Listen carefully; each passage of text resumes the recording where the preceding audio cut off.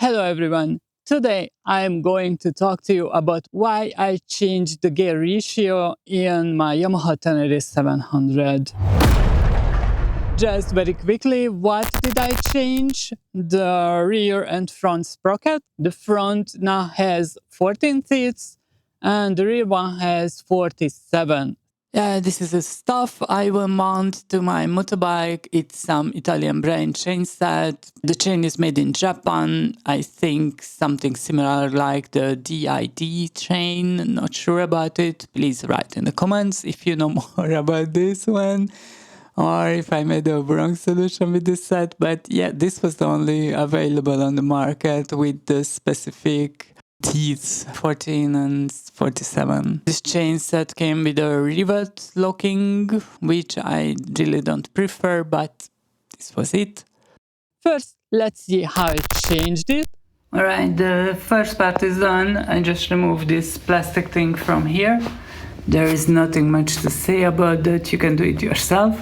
But now I must remove this bolt. I have seen several videos where they show it's really difficult. Step on the rear brake and give this a whirl.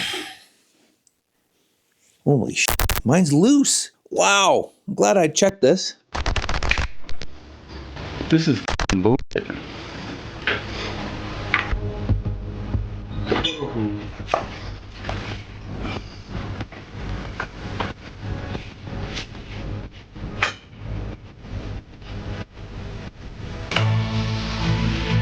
Holy shit. We got it. I will try the method when I will just step on the brake pedal, and at the same time I will try to use this thing to loosen it. I'm not sure if this will work, but we will see. So I now made this extremely safe position to hold the rear brake down. And I will try with both hands now to remove this little fucker.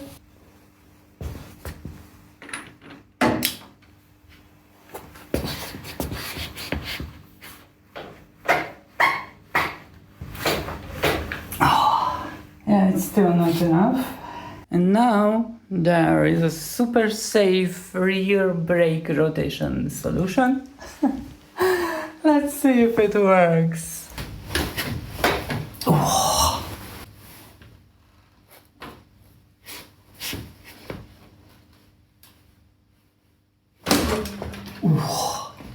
And finally, after the front sprocket got loose, I just grinded off the original OEM chain, removed the rear wheel and the sprocket, and yeah, everything was just self-explaining DIY repair work. You can find on the YouTube many other videos how to do this. Just follow their instructions, and once everything is removed and cleaned, just put back everything in the reverse order. And what happened with this, I can ride in every gear at the same speed on much higher rev. I can use much more torque and motor power. This means basically more flexible use and less torture for the clutch at the slow speed, rocky tracks and mule roads. Why isn't it used from the OEM settings? Well, because this motorbike is a mule. Supposed to be a mule, supposed to be good for off-road riding, for commute, for touring, whatever you like. And with this setup, you will sacrifice the high speed. Let's see how it worked on the mule tracks. Well, as I expected, on the mule roads it just works like charm. The engine delivers more power and torque because certainly at the same speed of the motorbike, the engine just revs higher. It's much more easier to control at the slow speed uphill rides. And I'm sure I can spare the clutch of the motorbike much better because I don't use as frequently as I had to use it before. I usually use first and second gear right now, but when I can use a faster ride, even the third and fourth is in use now, even on mule roads, which gives much more flexibility to the ride.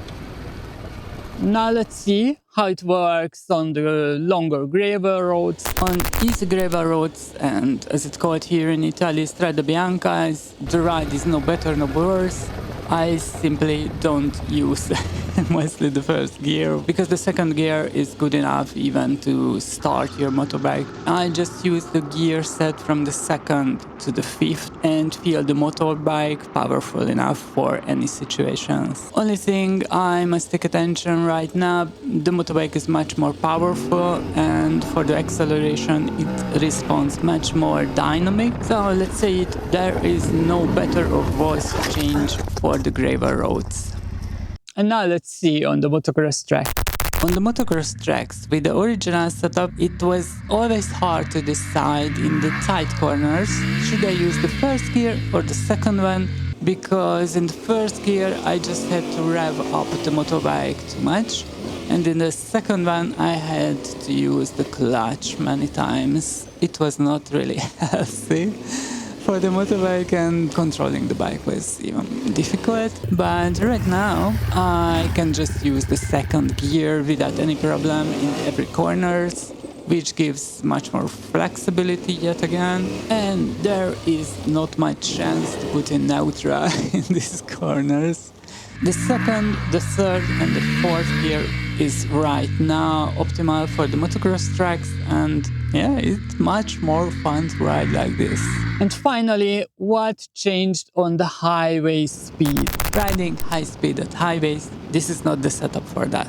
It is still doable, riding about 130 km per hour, but the motorbike needs much more rev for this. Certainly you have much more power too, but it costs your fuel consumption. As you already might know, there is a vibration zone of this parallel twin engine, which I felt before when I was riding from 107 km per hour up to 115. Now this zone just drops back to 105 or 7, so about 10 km per hour lower speed. I feel this same vibration from the engine.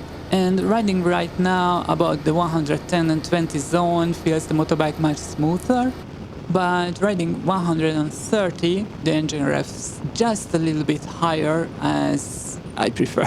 Commuting with this setup, there is a change, what I feel as positive one. I can ride now in the fourth gear in the cities with the optimal engine rev. Yeah, it's just kind of comfort. So summarizing the high-speed rides, it is highly not recommended. It's doable, but it's not optimal for this purpose. So let's summarize this all together and see if this change was worth it or not. Yeah, I like it very much. Most likely, if I wouldn't use it on mule tracks and motocross tracks, I would just kept the OEM setting. And if I would interested only in Strada Biancas and very long journeys around the globe, I would even put a 16-teeth cog on the front because it's more economic, and if you are just traveling around, you don't need that much slow speed torque. So this was it for today. If you have any question or if you have any more suggestion about this change or about anything, really just write in the comments below. I will answer all your comments, that's for sure. And yeah, hopefully see you next time. Ciao!